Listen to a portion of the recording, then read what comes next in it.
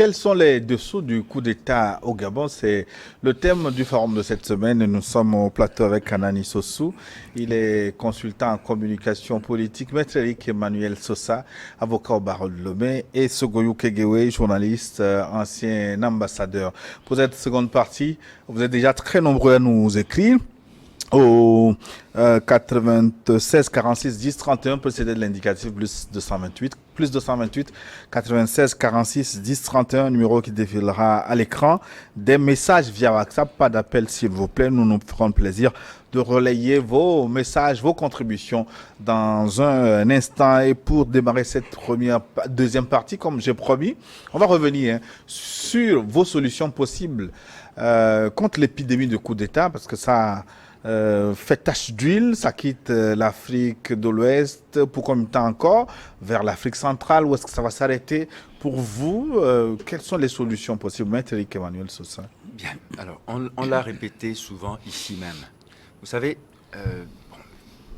c'est pas tellement le fait que les régimes qui nous gouvernent sont composés de gens qui sont peu vertueux que nous sommes pauvres. Regardez les monarchies du Golfe. Ces gens-là sont nés avec la cuillère d'argent et d'or à la bouche. Mais ils ont le souci du bien-être social de leur population.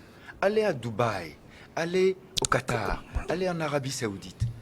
Les princes... Dans une moindre mesure au Maroc. Oui, mais dans une moindre mesure au Maroc. Mais les princes sont choyés, obèses de tout ce que la nature humaine peut produire, mais les populations, parce qu'elles jouissent un peu aussi, à leur moindre mesure, des bienfaits, des richesses du pays, elles se tiennent tranquilles, elles ne les contestent pas. Et il n'y a même pas d'élection démocratique qui se passe là-bas, et la communauté internationale se satisfait totalement de leur commerce. Vous voyez, les États-Unis sont les amis les plus intimes des régimes wahhabites. Donc, quelque part, ce n'est pas le problème de la démocratie ou pas. Mais, puisque nous avons, nous autres, en Afrique, considéré depuis les années 90 que c'est la démocratie qui est notre solution, alors allons jusqu'au bout du principe démocratique. C'est-à-dire, je veux qu'au lieu que la CEDEAO organise des forces d'intervention pour sauver un président dit démocratiquement élu, victime d'un coup d'État, la CEDEAO peut mettre en place des mécanismes de prévention pour que les élections qui ont lieu, pour garantir la nature démocratique de nos régimes, soient protégées et finalement organisées par elles-mêmes. Qu'est-ce que je veux dire par là? Vous savez, aux États-Unis et dans les démocraties les plus installées, on ne critique pas une décision de justice. Pourquoi? Parce qu'aux États-Unis, lorsque vous avez été juré par un grand jury, on considère que c'est le peuple qui vous a jugé et ce n'est pas un juge qu'on a payé, ce n'est pas un juge qui est aux ordres, mais le verdict vient du peuple. Et comment ça se fait? Il y a eu la sélection du jury. La sélection du jury est laissée à l'initiative des deux parties qui s'affrontent. Et on discute le pédigré de tous ceux qui vont s'asseoir pour jurer. Enfin, pour juger. C'est-à-dire que si, avant d'organiser les élections, on avait des organes, on va dire, communautaires, qui monitoraient, c'est-à-dire supervisaient les élections, en disant ceci, sur le même modèle que le tirage au sort des citoyens. On dit, voilà des magistrats, des gens très compétents pour qualifier une élection de démocratique ou pas. Et on les choisit dans tous les pays de la CEDEAO. Et on les enferme à l'hôtel de février, par exemple. Et on dit, le jour du scrutin, on va tirer au sort ceux qui vont s'asseoir pour à la fois confirmer le résultat et gérer le contentieux électoral. Vous verrez qu'il n'y aura plus aucune contestation des élections. Et dans ce cas-là, et c'est une solution pratique, au moins, au lieu de venir crier qu'on a fait un coup d'État, il faut envoyer des forces, créer les conditions pour qu'il n'y ait plus d'élections truquées. Parce que quand on accepte, dans le même espace, qu'on fasse des élections où le régime en place trompe le résultat, et truc finalement tous les modes de calcul, et que vous ne dites rien, Quand ça se passe mal, vous venez dire c'est illégitime. Quand l'élection elle-même est illégitime, illégale, pas transparente, vous devez déjà être capable de dire ce n'est pas bien. Et Mais vous ça vous peut ne ne pouvez pas le être faire. une affaire d'élection. Quand nous prenons le cas du Niger, par exemple, ce qui est reproché à Bazoum, C'est pas d'avoir été mal élu. Oui. C'est de mal gérer la crise sécuritaire et c'est d'être de allé libérer dire, les terroristes. c'est d'être allé dire que les terroristes sont plus forts que que les ces forces militaires. armées nigériennes. Voilà, quand je suis militaire et que je suis chargé de te protéger et que tu viens dire que, alors que c'est toi qui dois nous donner les moyens pour défendre la population, que ceux que tu libères, c'est parce qu'ils sont plus forts que nous que tu finis par les libérer, à ce moment-là, même-moi à la retraite. Donc même ça moi veut au dire que le chômage. problème va au-delà des élections bien organisées. Le Selon vrai le problème, la question était pourquoi dans les pays francophones.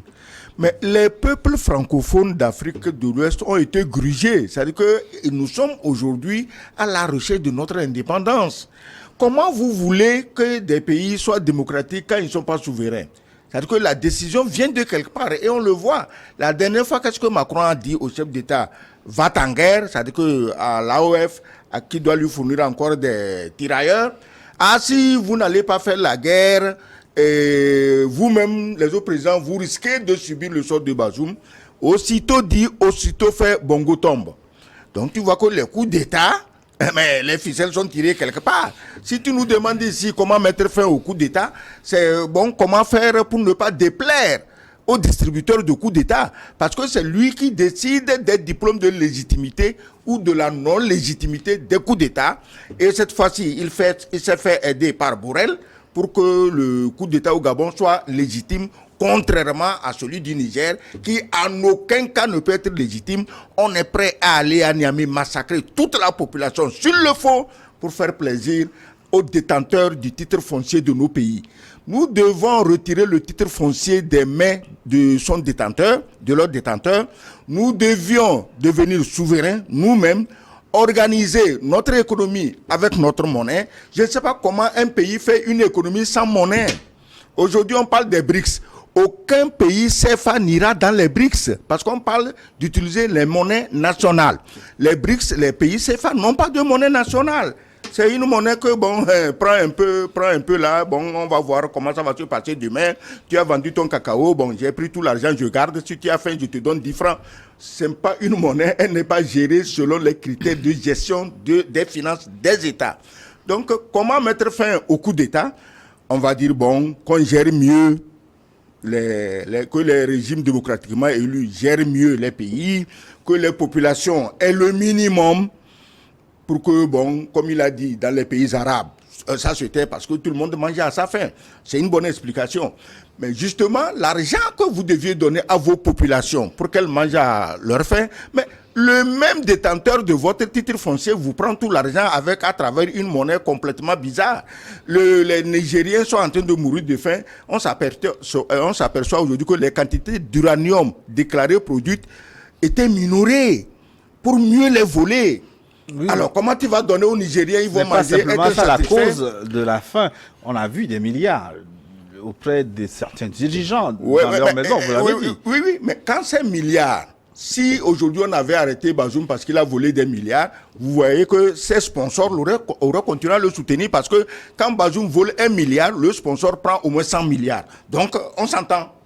Il n'y a pas de problème. Est-ce que quelqu'un conteste ces pays-là? Est-ce que quelqu'un nous juge à travers la corruption? Juste quand ça leur sert pour faire des arguments dans des séminaires internationaux, machin. Sinon, ils aiment même la corruption. Parce que c'est par cette corruption qu'ils tiennent nos dirigeants. Oui, mais justement, à ce propos, quand j'avais vu les développements sur les médias mainstream, c'est-à-dire les médias occidentaux, après la chute de Ali Bongo, j'ai halluciné. Parce qu'ils ont oublié de dire quand même que c'est Ali Bongo qui distribuait les cartes en France. Hein, et que même des ministres disaient... Omar Bongo. Hein, oui, Omar Bongo. Ouais, ils étaient étonnés de dire que quand... Omar Bongo descendait à l'hôtel Meurice, je crois, c'est ça, ouais. En France. C'est son adresse préférée. C'est son adresse préférée, mais c'est tout, y compris des chefs d'État, tout le monde qui défilait à l'hôtel Meurice. Tout le Bataclan, qu'il soit la gauche, de la droite, de l'extrême gauche, de l'extrême droite plutôt avec Jean-Marie Le Pen à l'époque. Tout le monde descendait à l'hôtel Meurice. Mais c'est pourquoi c'était pour recevoir des cadeaux. Et les financements des campagnes électorales en France se faisaient via Bongo, via Yadema, via Mobutu et autres. Donc, les médias occidentaux et la classe politique occidentale ne voient pas cet aspect de la corruption qu'il y a. Ils ne voient jamais cela. Mais dès qu'un président tombe, c'est en ce moment-là un président qui peut-être a dit non, je ne veux plus m'insérer dans votre politique. Dès qu'il tombe, il voit tout ce qu'il y a comme corruption autour de lui. Vous avez vu tout à l'heure que on parle de Bongo, beaucoup plus Ali Bongo, sa corruption, le clan, tout ça dans les médias français. Mais c'est parce que depuis, bien avant son AVC, le fils Bongo, Ali Bongo, s'est détourné de la France. Il s'est tourné plus vers la Chine pour multiplier ses partenariats. C'est d'ailleurs pour ça que vous avez vu que dès les premières heures du coup d'État, la Chine a été la première des puissances à condamner ce coup d'État et à demander que la sécurité de Ali Bongo soit garantie. C'est parce que Ali Bongo s'est détourné à un moment de la France et que la France voyait que quelque part, ils ne faisaient plus leur jeu, qu'ils ont applaudi ce coup d'État et ils l'ont condamné de manière molle. Et Catherine Colonna, qu'est-ce qu'elle a dit? Et de même, Elisabeth Borne, la première ministre, ont dit on suit de près. Mais quand il s'est agi du Niger, c'était c'était la guerre. À Ross-sur-le-Bodé. À Ross-sur-le-Bodé, la guerre dans tous les esprits. Non, ça ne peut pas se passer comme ça. Non, il faudra déloger la junte au pouvoir, replacer le Bazoum au pouvoir et rétablir l'ordre constitutionnel. Mais ici, il y a quand même le CGE, le Centre gabonais des élections, qui a déclaré Ali Bongo vainqueur.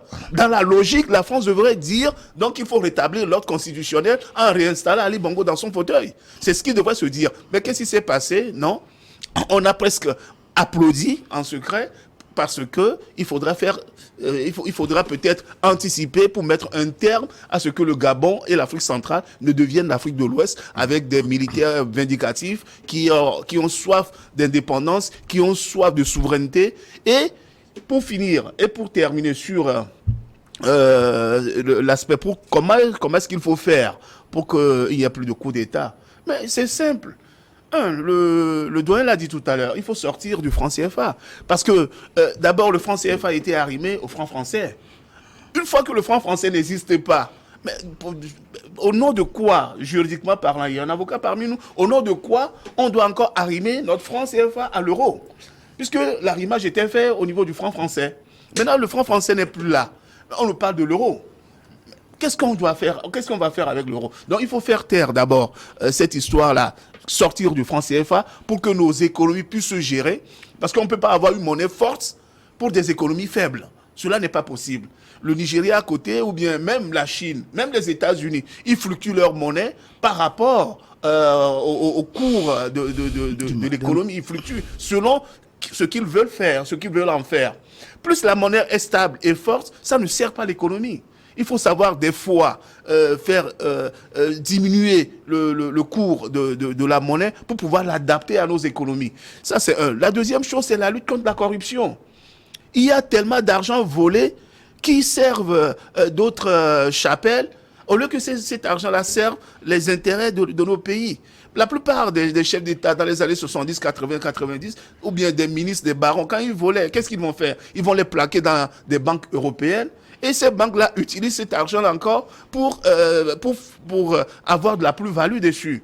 Ou bien ils vont acheter des maisons en Europe, ils vont placer l'argent dans les paradis fiscaux. Or, cet argent-là ne sert pas. Donc, il faut quand même qu'on lutte contre la corruption. Et le dernier volet, c'est qu'il est temps qu'on arrête d'appeler des experts qui viennent de l'extérieur, ou bien qui sont dans des bureaux aux États-Unis ou bien en Europe, et qui font des plans qui doivent tenir compte de nos réalités. Alors que nous avons aujourd'hui, dans nos pays, dans nos pays des gens qui connaissent mieux le terrain, des gens ils sont des diplômés, qui sont des gestionnaires en toutes choses, des avocats, que ce soit en projet, que ce soit dans les finances. Ce sont ces gens-là que nos gouvernants doivent appeler pour être des conseillers, pour pouvoir mieux gérer tout ce qu'on a. Et le dernier point pour terminer, c'est qu'il faut changer notre système éducatif. Notre système éducatif est tellement basé sur le système français, à telle enseigne que ce système-là ne répond plus aux réalités. C'est-à-dire qu'on est là, on forme des étudiants, des gens qui ont des masters, des doctorats, mais quand ils sortent, ils n'ont pas la adéquation emploi, formation. Notre système d'éducation n'est pas en adéquation exactement avec le marché du travail. Il faudra qu'on change également cela. Oui, on va satisfaire nos téléspectateurs maintenant qui sont très nombreux à nous écrire. Je voudrais commencer avec Lomé Adido Gomé Segbe. C'est Godzwe qui nous a écrit. Nous a envoyé un message. Bonjour Gilles et à tes invités que je salue. C'est l'émission que j'aime beaucoup plus sur Neo TV. En tout cas, merci de votre fidélité. Quand le peuple est écrasé par ses dirigeants en complicité des juges, c'est l'armée, c'est à l'armée de prendre le pouvoir et de redonner au peuple. Je doute fort, que ce coup d'État du Gabon profite aux Gabonais par la sortie de Brice Clotaire Olivier Nguema lors de la rencontre avec la Fédération des entreprises. Mais le temps nous le dira, car ce général doit faire beaucoup attention, sinon un jeune capitaine ou colonel patriote sortira de l'ombre pour le renverser, comme c'était le cas du Burkina Faso avec Damiba. Mais nous aurons toujours des coups d'État patriotes noirs. Les présidents doivent mettre au centre de leur gouvernance le peuple, sinon des militaires patriotes prendront toujours ce pouvoir. C'est Godswe qui nous a écrit de Lomé. Je vais maintenant au Bénin. C'est Julio Gala qui nous a écrit. Salut le plateau. Quel type de coup d'État Ali Bongo a été élu avec une fraude massive soutenue par les institutions du pays? Ainsi va la démocratie au sud du Sahara soutenue par la communauté internationale. Attendons les faits des nouvelles autorités avant de qualifier ce coup d'État. Merci beaucoup pour votre contribution, Julio Gada. La Guinée maintenant, 224. Guinée-Conakry. Je m'appelle Lansine Traoré depuis la ville de Farana. Je suis un fan avéré de New World. Bonjour le bâtonnier. Il n'est pas bâtonnier. Ah non, bâtonnier de la jeunesse. Donc c'est compris. Bonjour le bâtonnier de la jeunesse, patriote, mon ambassadeur Sogoyo Kekewe. Mais respectueux Anani Sossou et Maître Eric Emmanuel Sosa. Le coup d'État gabonais ajoute du sel au débat. Est-ce que ce n'est pas le printemps des coups d'État ouest-africains pour les pays francophones d'Afrique pour une indépendance économique de nos pays patriotes? Le développement que vient de faire justement Anani Sossou. Matchatom Maglibé, match est dans le match. Match nous a écrit. Salut le plateau, coucou spécial à Maître Emmanuel Sosa pour la pertinence de ses analyses. Loin de moi l'idée de faire des jaloux parmi les panélistes. Oh non. C'est arrivé si peu de fois. Je dirais que le putsch du 30 août n'est pas arrivé trop tôt. Vu le gouffre dans lequel le clan Bongo a conduit le Gabon, à première vue, ce coup d'État ressemble à une révolution de palais. Cependant, quel que soit le commanditaire, plus rien ne sera plus comme avant dans ce pays. Les 56 ans de gouvernance de Bongo père et fils sont au bas mot, un scandale qui frise une malédiction divine. Les Bongo, c'est le manque de chauvinisme ou qu'est-ce qu'il dit? Je vais pas lire. Je ne sais pas.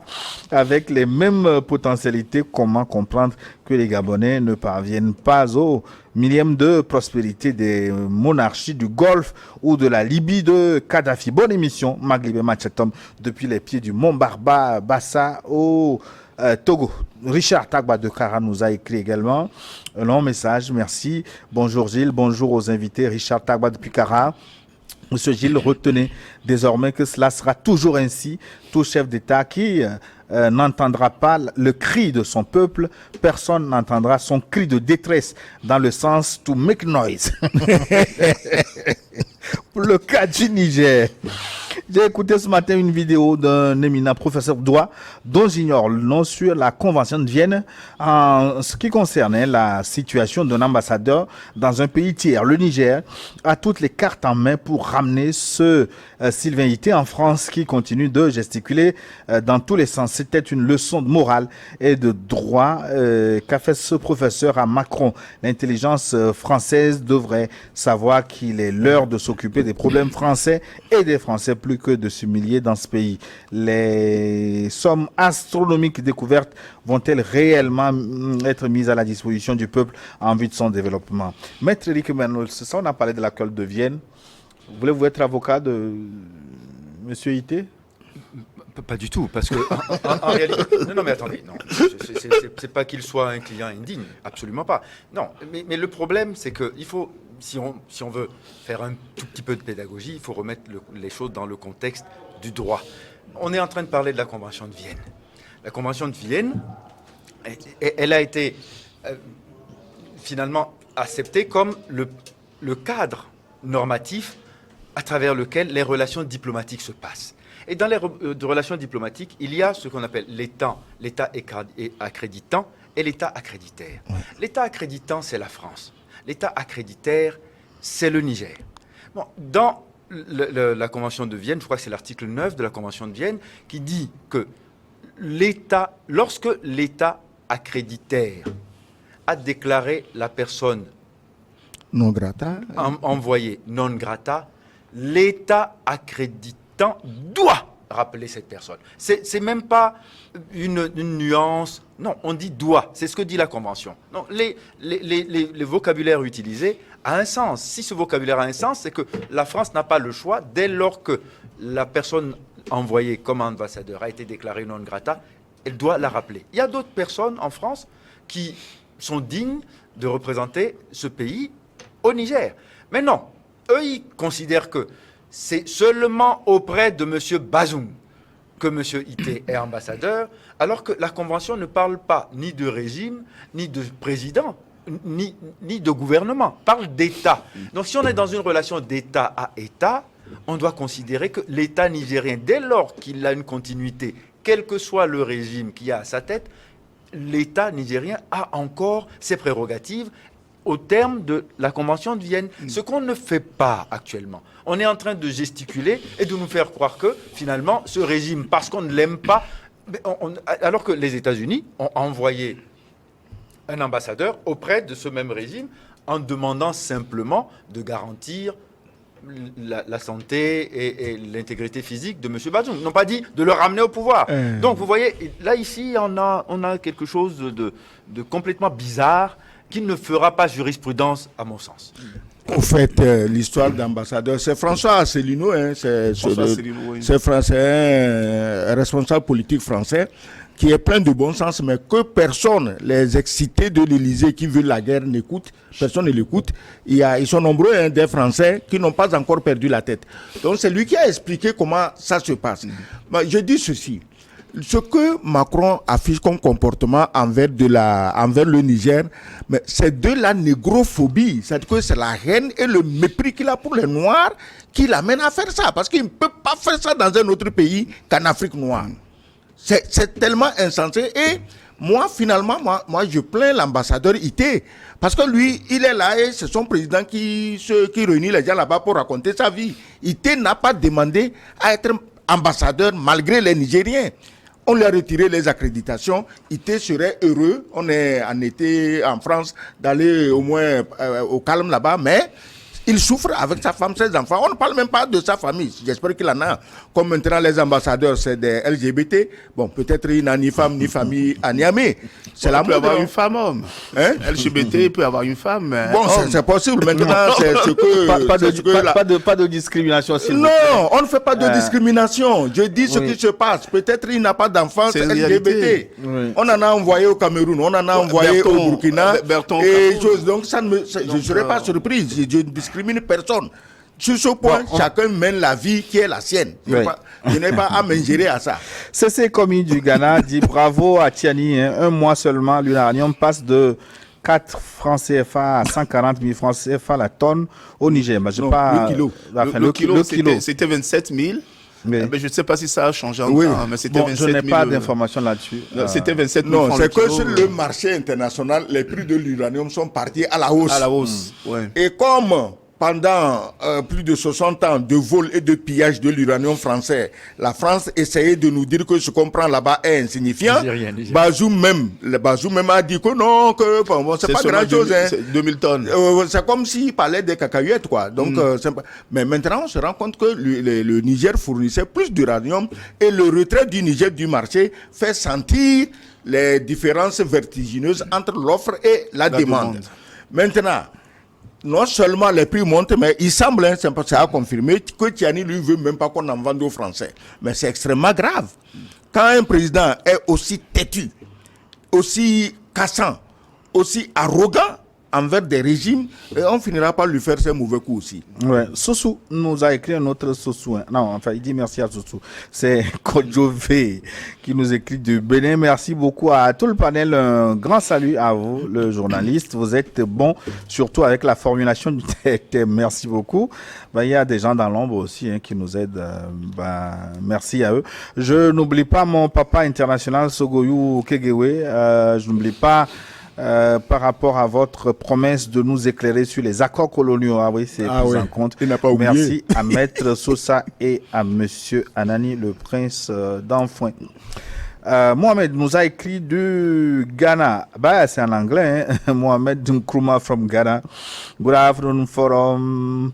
I can't stop loving you for the lights you brought to Africa and the world. I will use this opportunity to pray for you and all. May God give you long, healthy, and wealthy life full of prosperity. From Ali Bongo spoke in English because he was calling Tinubu to come for his head.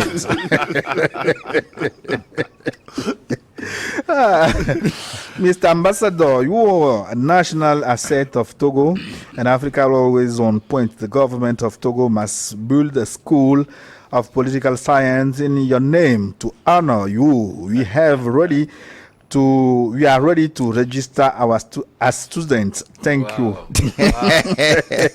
Thank you. C'est Mohamed Nkrumah qui nous a écrit. Il est déjà prêt à être étudiant dans ton école, dans votre école. Oui, thank you, Mr. Nkrumah. Even the name Nkrumah is for us so important that we know you must be a very, very good Pan-Africanist.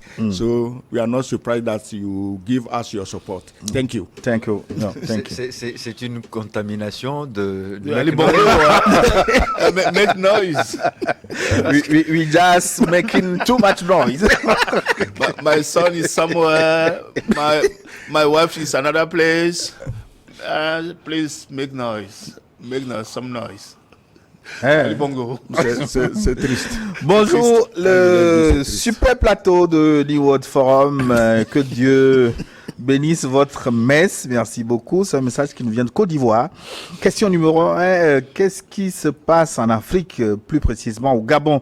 Ce n'est pas un coup d'État, mais c'est le printemps africain pacifique après le père et le fils est autour du cousin. Mais le Saint-Esprit arrive. Le meilleur, Satan et ses disciples commencent à trembler. Mieux vaut une révélation que la guerre civile. Vive l'Afrique libre.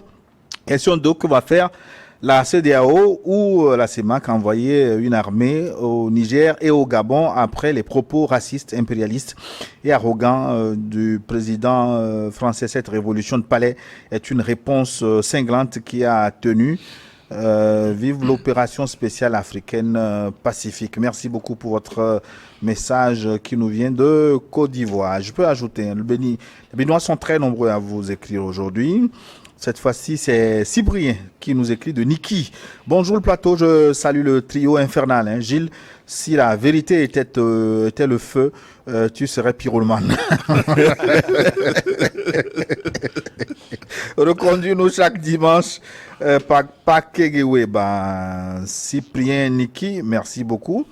Bah, il va falloir qu'on... Je vais dire quelque chose. Oui. Il a le titre foncier de l'émission, c'est Oui, non, c'est que à propos des compliments, ben, nous, ici, nous trois, on travaille comme les filles qui servent dans les bars. C'est-à-dire qu'on donne des pourboires, elles mettent ensemble et le soir, elles se partagent les pourboires pour rentrer. Nous, on met les compliments ensemble et puis on se les partage en rentrant. Absolument. Est-ce que vous voyez? Ce n'est pas Donc, interdit, j'allais les dire à pourboires tous non ceux plus. qui nous envoient leurs compliments qu'il y en a aussi qui passent leur temps à nous vilipender. Bon, chacun travaille là où il trouve son compte. C'est la démocratie. C'est la démocratie. Et puis, Exactement. contrairement à ce qu'ils pensent, je crois que nous, on leur déclare la guerre. Non. Autant nous avons du plaisir à critiquer les gens, autant nous acceptons qu'on nous critique, parce que c'est avec la critique que nous pouvons améliorer nos prestations. Donc, ne vous privez pas, ceux qui veulent nous insulter, il n'y a pas de problème. Justement, Et dans les la critiques, dernière fois, Gilles, Anani Soso. quand on disait qu'il y a certains panafricanistes qui veulent que ce qui est arrivé au Niger, qui sont en train de travailler, que ça va arriver aussi au Togo, et que j'ai dit que non, mais on ne peut pas accepter qu'il y ait des troubles au Togo parce que non seulement nous savons que nous n'avons pas une démocratie parfaite, mais nous y travaillons et que nous avons besoin de stabilité pour développer notre pays. Mais effectivement, l'ambassadeur et moi, on a été vraiment pris à partie par certains panafricanistes qui ont coupé cette partie-là. Ils n'ont pas pris l'entièreté de du contexte. On sort du contexte. C'est comme la même chose que je lis ces derniers temps, où on parle maintenant du Gabon parce que On fait le parallèle entre le Gabon et le Togo. Le parallèle entre le Gabon et le Togo, où on dit, mais au Gabon, c'est le fils aussi qui avait remplacé le père, au Togo aussi, c'est le même. Mais je voulais leur dire que le contexte n'est pas le même. Nous avons au Togo un président qui n'est pas malade, comme Ali Bongo, par exemple, qui a fait son AVC, qui normalement est diminué. Nous avons un président qui n'est pas un va-t-en-guerre, un président qui n'est pas francophile sur les bords, qui n'est pas là pour dire qu'il ne jure que par la France, comme le Gabon avec Omar Bongo, qui ne jure que par la France. Nous avons un président qui a même anticipé, j'allais dire, ce qui se passe aujourd'hui, puisque déjà en 2019, la constitution togolaise a été changée pour qu'il y ait une limitation de mandat présidentiel à partir de 2030, par exemple. Si, par exemple, le chef d'État rempile en 2025, ce sera son dernier mandat et il ne peut plus. Donc, il a anticipé ce phénomène-là qui a fait qu'au Gabon, il n'y a pas de limitation de mandat. Et ce qui est encore dommage au Gabon, c'est qu'à la veille, 2 mois avant les élections présidentielles, l'Assemblée nationale a changé la constitution en faveur du candidat Ali Bongo. C'est-à-dire que l'élection, c'est désormais à un tour, à un bulletin unique, et le président est élu avec une majorité relative. Ce qui n'est pas, par exemple, le cas au Togo. Au Togo, il y a quand même les dispositions constitutionnelles qui prévoient un 2e tour de l'élection présidentielle, ce qui n'est pas le cas. Donc, les conditions ne sont pas les mêmes. Et pour terminer, je vais dire aussi que le Togo a diversifié il y a longtemps ses partenariats. Nous ne sommes pas tournés que vers la France. Le Togo a été en Russie. Le président traite avec les Russes jusqu'à preuve du contraire. Avec les Turcs. Avec les Turcs, le président turc Erdogan était même arrivé au Togo ici. Avec les États-Unis, avec les États-Unis, avec la Chine. La France aussi. Bien sûr, évidemment, la France. Non, le Togo a diversifié. Et vous avez vu que dans le cadre de la lutte contre le terrorisme qu'on trouve au nord du Togo actuellement, le Togo ne s'est pas tourné vers la France, avec la force Barkhane et autres, pour qu'on nous aide à lutter contre le terrorisme. Mais bien au contraire, on a acheté même des armes, les fameux drones, on les a achetés chez les Turcs, qui nous aident à combattre les terroristes dans le nord du Togo. Donc, les contextes ne sont pas les mêmes. Mais le seul tort qu'on peut trouver, c'est le tort de patronymie. Mais est-ce qu'on peut trouver un tort de patronymie à quelqu'un parce qu'il porte un nom, qu'il ne peut plus faire ceci dans une république? Ça, c'est une grande question à laquelle il faudra peut-être trouver des réponses. Moi, je crois que ce genre de comparaison, si ça se passe au Gabon, ça doit se passer au Togo, parce qu'au Gabon, le fils a succédé, au Togo, le fils a succédé. Mais le problème n'était pas un problème de patronyme au Gabon, c'est un problème de gestion du pouvoir. Si les gens veulent établir les parallèles, qu'ils amènent des arguments, mais on se rend compte que même en tirant par les cheveux, ils n'arrivent pas à trouver des arguments cohérents. En dehors du le Togo reste toujours un très bon ami de la France. Très très bon ami de la France, mais qui se dit, bon, d'autres aussi peuvent m'aider. Je ne crois pas que la France soit contre le fait que la Turquie, la Chine aide le Togo, non. Donc, on ne va pas faire des procès en sorcellerie. On ne va pas faire des choses. Bon, naturellement, tu sais, dans cette vie, chacun a son sorcier. Donc, si le sorcier de l'autre meurt, tu te dis, ah, comme c'est celui-là qui est mon sorcier, je veux qu'il meure. Mais les sorciers ne meurent pas comme ça. Les sorciers meurent par rapport aux bons ou aux mauvais actes qu'ils posent. Donc, le Togo, nous, on a une richesse illimitée. C'est notre paix et notre sécurité. Et ceux qui sont tentés d'appeler la guerre et le désordre partout, il y a des territoires comme l'Ukraine, hein, ils peuvent aller là-bas, il y a la guerre, ils vont s'exercer, ils vont entendre les bombes exploser. Et bon, mais ici, là, nous, on tient à cette paix et à cette sécurité, et il ne viendra à la tête de personne de les remettre en cause. Parce que partout la paix, qui a aussi longtemps duré, est remise en cause, c'est difficile après de retrouver la paix. Regardez la Libye. Vous ne retrouverez jamais la paix et une Libye unie. Donc, nous devons travailler en tant que Togolais, indépendamment des partis pris.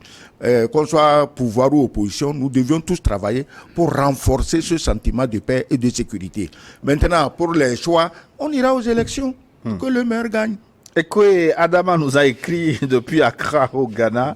Je salue le plateau, je ne supporte pas les coups d'État, mais le cas du Gabon et des autres pays, c'est salutaire. Hein. Arrêtons de blâmer la France pour notre propre problème à chaque temps.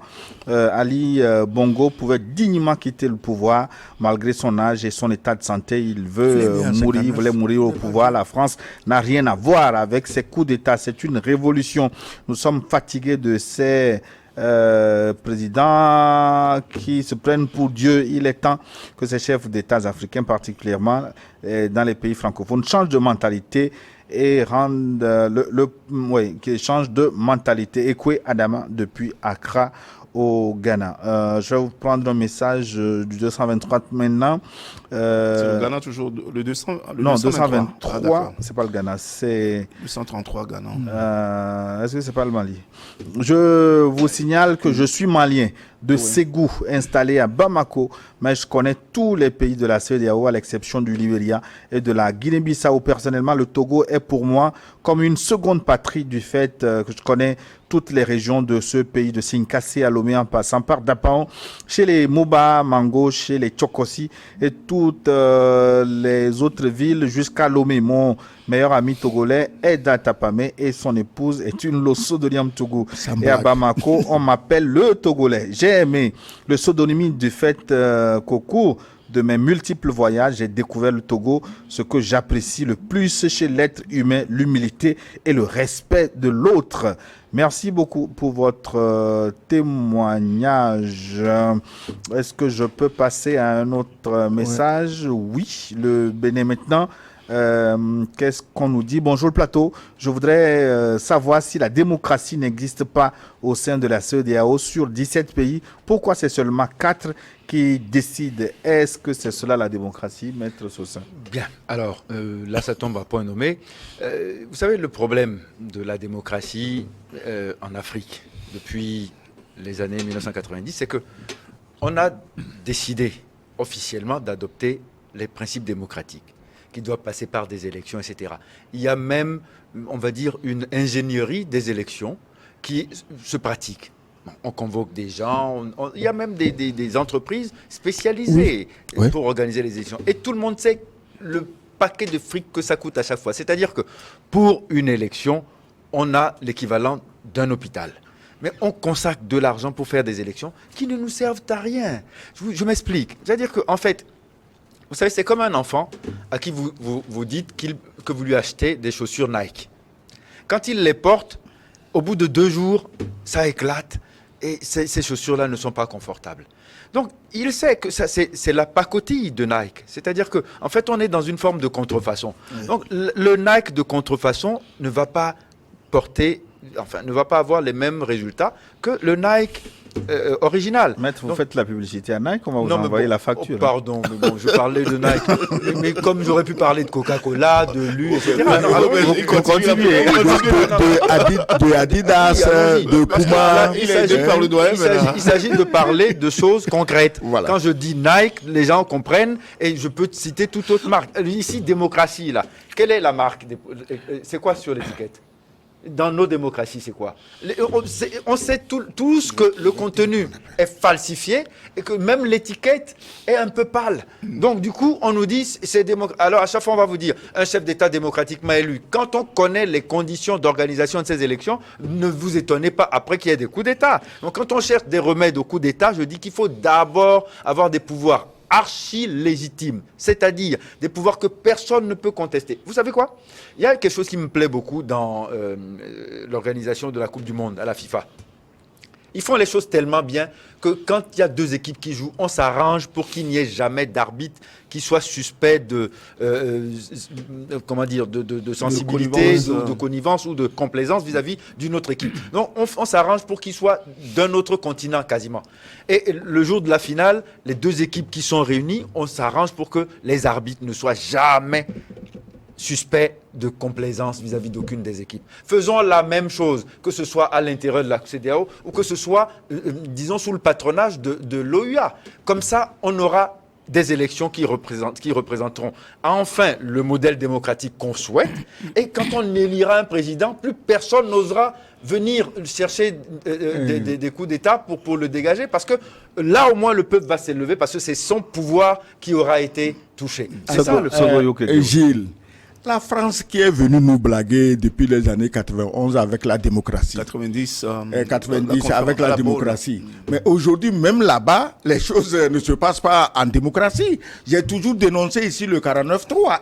Et quand Macron lui-même dit que la limitation des mandats est une catastrophe, mais qu'est-ce que vous voulez encore? Les vannes sont ouvertes. Bon, je n'ai pas entendu Macron dire que... Oui, il faut suivre, je vais t'envoyer les éléments après. Il a dit il a dit. Pas lui, pas Macron. C'est l'ancien président de l'Assemblée nationale qui l'a dit. Non, j'ai dit que bon, même si... Ok, pour ne pas faire polémique, même le président de l'Assemblée, ce n'est pas un analphabète. Alors, si eux qui sont venus nous bourrer dans nos pays ici de démocratie, qui ont servi juste à créer des frictions ethniques, régionalistes, religieuses, aujourd'hui nous disent que l'imitation des mandats, ce n'est pas important, alors que la démocratie était basée sur ça pour permettre aux gens d'éjecter les présidents et prendre leur place. Donc, il faut arrêter, trouver nos systèmes nous-mêmes. Non, mais il faut reconnaître que nous ne sommes qu'à une trentaine d'années d'apprentissage démocratique. Les États occidentaux ont passé des dizaines d'années pour que la démocratie s'affermisse. Et même aujourd'hui, on se rend compte, avec le nouvel ordre mondial dont on parle, qu'il n'y a qu'une oligarchie qui dirige en fait ces États-là. Donc la démocratie est à questionner. Ouais, Zouma nous a écrit du Mali. Zouma nous dit qu'il faudra attendre et restons dans l'observation pour mieux voir ce qui va se passer au Gabon. Merci beaucoup pour votre participation du Mali. Bonjour le plateau. Pour réduire, voire supprimer les coups d'État en Afrique francophone, il faut couper le cordon ombilical entre la France et nos pays, mettre fin à la France-Afrique avec tout ce qui en découle, comme les accords coloniaux par exemple, et que nos chefs d'État arrêtent de modifier certains articles de la loi fondamentale qui leur permettent d'amplifier plusieurs mandats. C'est Joël qui nous a écrit de Washington DC. Merci beaucoup pour votre participation de Washington DC. À Hamidé, depuis le Niger maintenant, Roumarika Hamidé, qu'est-ce qu'il nous dit?